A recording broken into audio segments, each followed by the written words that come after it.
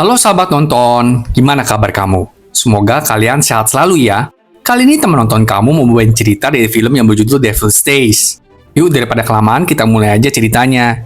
Film ini dimulai dengan upacara pengusiran setan pada seorang gadis yang bernama Somi. Pengusiran setan dilakukan di dalam rumah.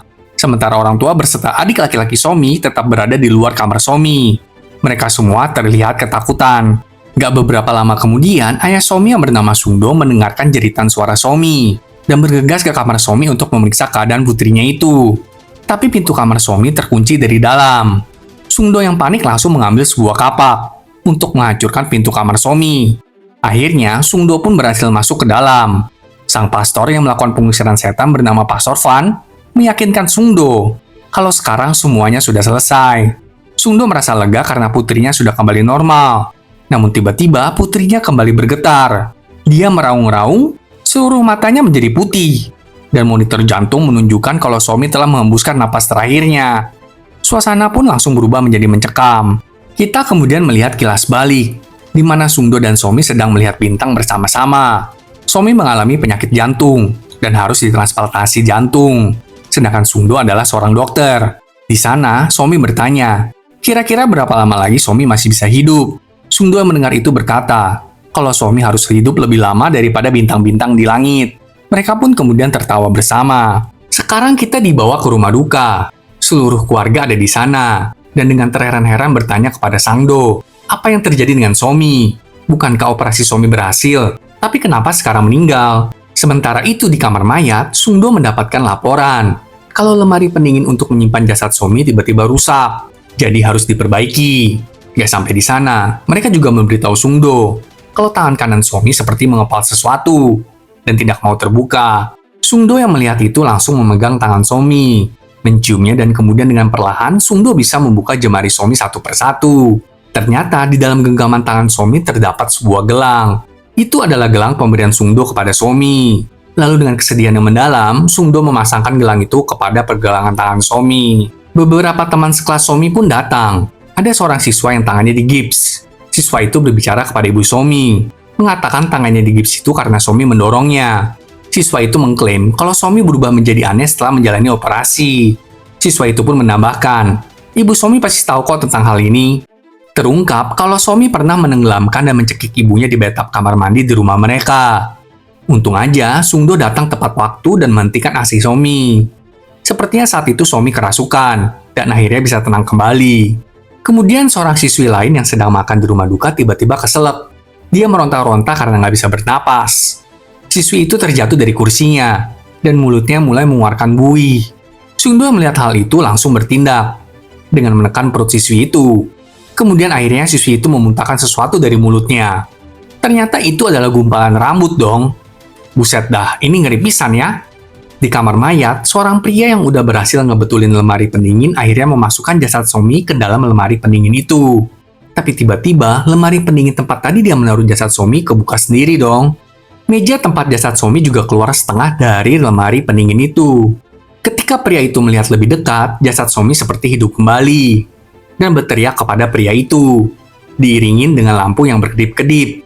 Hal ini membuat pria itu lari terbirit-birit keluar dari kamar mayat. Malam harinya, Sungdo pergi ke kamar mayat. Dia memarahi kepala kamar mayat karena memasukkan Somi ke dalam lemari pendingin. Sungdo lalu mengusir kepala kamar mayat dari ruangan itu. Kemudian, Sungdo mengeluarkan Somi dari lemari pendingin.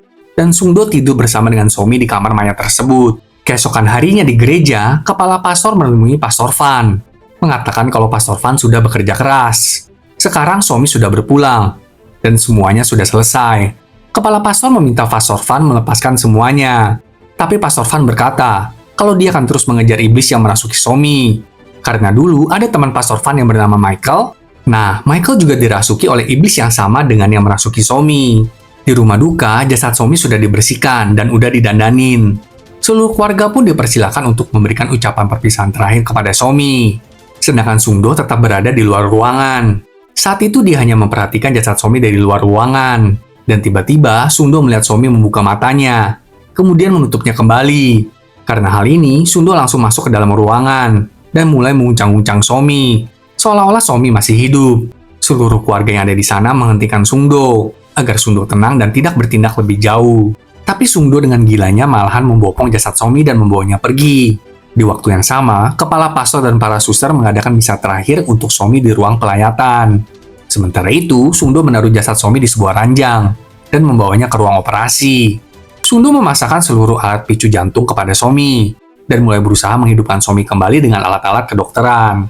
Di sisi lain, kepala pastor mulai memukulkan kepalanya sendiri ke altar sehingga seluruh giginya copot. Ruang pelayatan benar-benar jadi chaos akibat kejadian kepala pastor ini. Seluruh suster yang ada di sana pun berteriak ketakutan. Bersamaan dengan itu, para petugas keamanan menyeret Sungdo keluar dari ruang operasi. Kepala kamar mayat juga membawa jasad Somi kembali ke kamar mayat. Kepala pastor lalu diangkut oleh para petugas medis. Di sana, kepala pastor yang udah terluka parah bertemu dengan Pastor Van.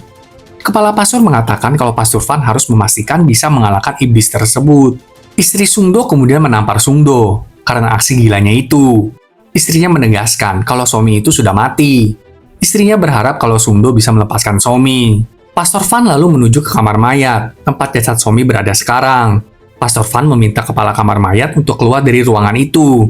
Setelah kepala kamar mayat pergi, Pastor Van memercikan air suci kepada mayat Somi. Kepala kamar mayat yang nggak suka dengan kehadiran Pastor Van di kamar mayat, langsung memanggil kedua orang tua Somi. Tapi saat mereka semua tiba di kamar mayat, mereka melihat tubuh Somi berubah menjadi hitam. Pastor Van mengatakan, kalau jasad bereaksi terhadap air suci, berarti masih ada setan di dalam Somi. Pastor Van kemudian bertanya, dari mana asal jantung yang dicangkokkan kepada Somi? Pastor Van berasumsi kalau ada setan di jantung itu. Kalau ini terus dibiarkan, maka setan akan bangun bersama dengan tubuh Somi. Dan dia akan mengambil nyawa keluarganya sendiri. Dalam 3 hari, setan akan bangkit dan menggunakan tubuh Somi untuk melakukan aksinya. Untuk mencegah hal ini terjadi, mereka harus membakar tubuh Somi sekarang juga. Setelah mendengar perkataan Pastor Van, Sungdo malahan menyuruh Pastor Van untuk pergi dari sana. Dari ingatan Sungdo, kita mengetahui kalau jantung Somi berasal dari korban kebakaran. Donornya adalah anak gadis Rusia. Jadi sekarang, Sungdo mendatangi tempat persembunyian gadis Rusia. Tempat itu bernama Mother Teresa. Setelah Sungdo sampai di Mother Teresa, dia mencari Big Mama. Tapi Sungdo langsung digebukin oleh para petugas di tempat itu. Sungdo lalu dimasukin ke dalam kerangkeng sembari tangan dan kakinya dirantai. Seorang wanita tua, kita panggil Big Mama, berada di sana. Di ruangan itu ada banyak lilin menyala, yang terlihat menyeramkan. Pastor Van juga tiba di Mother Teresa. Dia bertemu dengan para penjaga di sana. Tapi untung aja, Pastor Van jago berkelahi, sehingga dia dapat melawan mereka. Sungdo bertanya kepada Big Mama, kenapa Big Mama tidak memberitahu seluruh kebenaran kepada Sungdo? Ternyata sebelumnya, Big Mama melakukan ritual kepada seorang gadis Rusia, agar menerima roh iblis gitu. Setelah gadis Rusia itu kerasukan, terjadilah kebakaran dalam proses ritual tersebut, sehingga gadis Rusia itu mengalami koma, tapi masih hidup. Hanya saja, seluruh tubuhnya terbakar. Saat itu salah seorang rekan Sungdo menawari Big Mama sejumlah uang untuk mengambil jantung dari gadis Rusia tersebut. Awalnya Sungdo tidak mau melakukan hal ini, tapi rekan Sungdo mendesak Sungdo. Demi Somi, Sungdo akhirnya mengambil jantung gadis Rusia yang masih berdetak itu. Big Mama tentu setuju dengan penawaran itu, karena dengan begitu, roh iblis di jantung gadis Rusia itu akan memiliki tempat persinggahan baru. Nah, jantung itulah yang diberikan kepada Somi. Sekarang Big Mama berkata kepada Sungdo, kalau Sungdo harus menyingkirkan iblis itu lebih dulu, baru dia bisa menyelamatkan Somi. Ketika Big Mama hendak menghabisi Sungdo, Pastor Van menghentikannya dengan menyebutkan sebuah kata-kata doa, sehingga Big Mama tidak dapat melakukan aksinya, dan berada di dalam kendali Pastor Van. Pastor Van kemudian melepaskan Sungdo dari rantainya, dan mencoba melepaskan Big Mama dari iblis, sembari menanyakan nama iblis yang merasuki Somi. Tapi Big Mama menghembuskan napas terakhirnya. Sungdo kemudian keluar dari tempat tersebut. Pastor Van mengejar Sungdo dan gak berhenti memperingatkan Sungdo untuk segera membakar jasad Somi, karena iblis akan bangun dan menggunakan tubuh Somi untuk iblis itu hidup. Tapi Sungdo tidak memperdulikan peringatan Pastor Van dan tetap pergi. Keesokan harinya, pemakaman Somi akan diakhiri. Tapi saat peti mati Somi dibawa naik ke mobil, tiba-tiba peti mati itu terjatuh dan tidak ada yang bisa mengangkat peti mati itu. Padahal yang mengangkat peti mati itu laki-laki semua dan berjumlah 6 orang. Pada waktu yang sama, Sungdo tiba di lokasi tersebut. Dia menghentikan semua orang, bahkan menghancurkan peti mati Somi, dan kemudian memeluk jasad Somi dan menggendong jasad Somi untuk pergi dari sana. Tentu aja hal ini kembali membuat keributan. Para petugas yang ada di sana mencoba untuk menghentikan Sungdo. Sungdo terus memberontak. Tapi untungnya para petugas bisa menghentikan Sungdo, dan jasad Somi pun terjatuh di jalan. Pastor Van juga tiba di sana dan langsung menuju ke jasad Somi yang tergeletak di jalan. Pastor Van menutup mata jasad Somi dengan kain ungu dan mengucapkan doa. Pada saat yang sama, jasad Somi terbang ke langit. Hal ini tentu disaksikan oleh semua orang yang berada di sana, dan membuat mereka sangat terkejut. Melihat itu, Pastor Van terus mengucapkan doa. Setelah doa itu, jasad Somi tiba-tiba melesat jatuh turun ke bawah. Sungdo yang melihat itu langsung segera menyiapkan lengannya untuk menangkap Somi. Tapi anehnya, jasad Somi menghilang dari sana. Semua orang kembali ketakutan dan bertanya-tanya. Sungdo lalu mencari jasad Somi ke seluruh ruangan di gedung itu. Dan sampailah dia di sebuah ruang basement. Di sana, Sungdo melihat bayangan Somi yang seperti meminta tolong kepada Sungdo. Karena itu, Sungdo terus berusaha mencari Somi. Kemudian Sungdo melihat jejak kaki yang menuntun Sungdo untuk masuk ke dalam sebuah ruangan. Ruangan itu dipenuhi oleh banyak sekali kupu-kupu besar berwarna abu-abu. Dan ada jasad Somi yang dihinggapi oleh kupu-kupu tersebut. Saat hendak membersihkan jasad Somi, Sungdo malahan terpental. Tapi untung aja, Pastor Van menemukan Sungdo di sana. Sungdo langsung kembali menghampiri jasad Somi dan berkata kepada Pastor Van, kalau Somi sudah berjanji dia tidak akan menyerah. Sungdo meminta Pastor Van melakukan apa yang seharusnya dilakukan seorang pastor. Pastor Van kemudian menyiapkan seluruh peralatannya dan meminta Sungdo untuk membantunya memegang Alkitab untuk membacakannya nanti. Pastor Van mendoakan Sungdo untuk menyucikannya agar dapat ikut serta dalam proses pengusiran setan. Setelah itu, Pastor Van memperingatkan Sungdo agar tidak tertipu dengan apapun yang Sungdo lihat dan dengar. Sungdo harus menyingkirkan semua itu dengan iman yang kuat.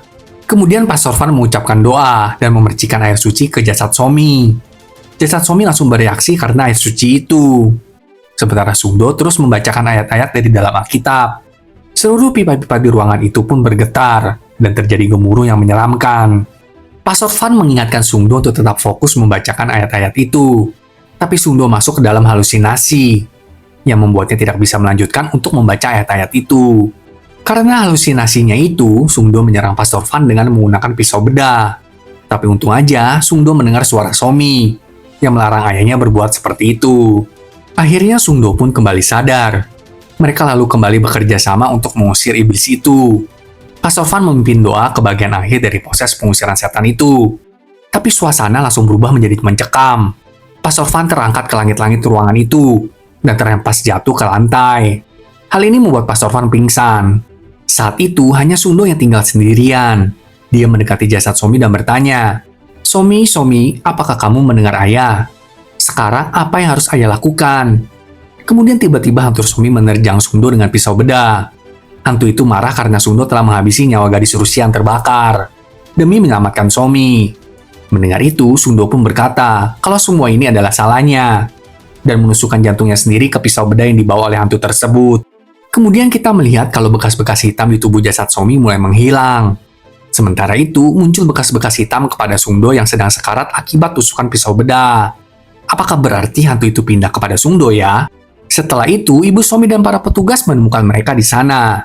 Tapi hanya ada jasad Somi dan Pastor Van. Ketika Ibu Somi memegang Somi, dia terkejut karena sepertinya Somi kembali hidup. Somi pun segera diangkut untuk diperiksa. Dokter melaporkan kalau seluruh bagian dari fungsi tubuh Somi baik-baik aja. Dokter juga mengklaim kalau hal seperti ini baru pertama kalinya terjadi. Dan meminta seluruh keluarga untuk tenang menunggu Somi siuman. Sementara itu, Pastor Van dibawa juga untuk diperiksa. Setelah Pastor Van tersadar, dia melihat seekor kupu-kupu abu-abu di tempat tidur kamar sakit. Pastor Van yang terluka mengikuti kupu-kupu itu dan tibalah dia di atap. Sungdo juga ternyata berada di sana. Sungdo masih hidup, tapi terlihat hampir kerasukan sepenuhnya. Dengan tergopoh-gopoh, Pastor Van menghampiri Sungdo. Tapi Sungdo terlanjur menyatukan dirinya dari atap gedung. Saat Sungdo mendarat jatuh di atas sebuah mobil, Sungdo mengeluarkan korek apinya. Sungdo mengingat kembali ketika tadi dia akhirnya bisa menolong Somi. Sungdo mengatakan kalau dia udah menepati janjinya kepada Somi untuk menyelamatkannya. Sungdo pun memeluk Somi untuk terakhir kalinya dan meminta maaf kepada putrinya itu. Sungdo lalu menyalakan korek apinya itu dan melemparkan korek api itu ke bawah mobil. Sehingga api melahap Sungdo. Sungdo melakukan hal ini agar iblis itu juga mati bersamanya. Kita kemudian beralih ke 1 tahun kemudian, di mana istri Sungdo beserta kedua anaknya pergi mengunjungi kolumbarium Sungdo. Saat itu, Pastor Van juga mengunjungi kolumbarium Sungdo.